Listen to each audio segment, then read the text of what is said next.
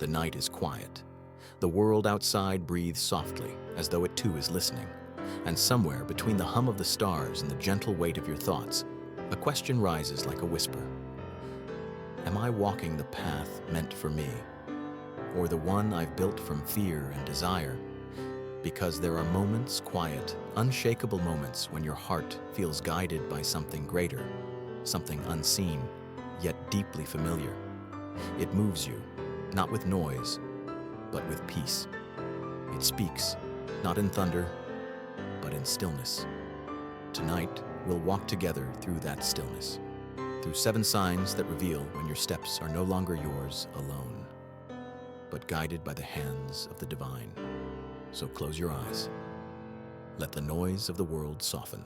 And if these words carry you closer to sleep, let this channel stay by your side. To a quiet voice reminding you that your journey, no matter how uncertain, is never without direction. 1. When the road closes, but your heart stays calm. There comes a time when everything you've built begins to crumble. Plans collapse, people leave, doors shut before you can knock. It feels unfair, even cruel, but deep inside, there's no panic. There's peace, a quiet, inexplicable calm that doesn't match the chaos outside. That calm is not your strength, it's His presence. God's path is rarely smooth, yet it's always steady. The stillness in your spirit amid uncertainty is His way of saying, "You're right where I want you to be." This chapter moves like the hush before dawn, gentle, uncertain, but filled with quiet promise. It reminds us that divine paths aren't proven by comfort, but by conviction. Even when the road closes, the heart that trusts remains open. 2. The people who leave are the lessons that stay. Sometimes, God clears your path by removing what was never meant to travel with you. It hurts. Oh, how it hurts, but only because love makes us human. Every departure feels like loss, yet with time, you realize that every person who left carried away a piece of the burden you were never meant to hold. God doesn't subtract to punish. He subtracts to purify. This chapter unfolds like the fading of a sunset, warm, melancholic, but sacred in its letting go. It teaches that the people who walk away are not your punishment. They are your redirection. And one day when peace replaces pain, you'll whisper, "Thank you, not because they left, but because God stayed." 3. When delay becomes divine timing.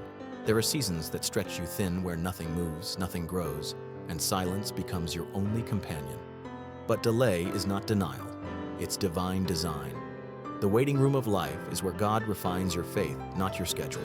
Every pause carries purpose. This chapter feels like a slow dawn light creeping in gently after a long, starless night. It reminds you that what's taking time is taking shape. That while you're waiting, God is working. Every unanswered prayer, every detour, every delay, they're all threads being woven into something beautiful, something eternal, something worth the wait for.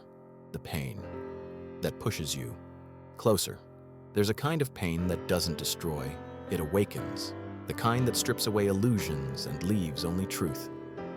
This chapter is the ache of transformation, the sacred fire that turns sorrow into strength. When you're on God's path, pain becomes a teacher, not a thief. It pushes you closer to Him, not away.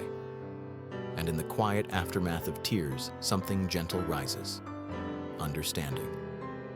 This section flows like slow rainfall on stone, cleansing, steady, inevitable. It teaches that the divine doesn't protect us from pain, He transforms it into purpose. Because even in your breaking, heaven is building something new. 5. When you no longer need to understand. At last comes peace, the kind that doesn't ask for answers. This is where surrender begins. You stop trying to control, to explain, to know. You simply trust. The noise of your own will fades, and the melody of faith takes its place.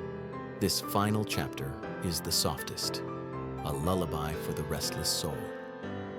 It's the quiet acceptance that life was never meant to be mastered, only lived with grace.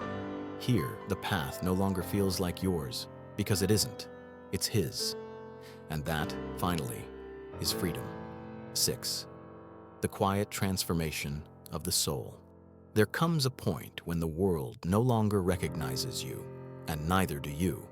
The things that once mattered start to fade like distant echoes.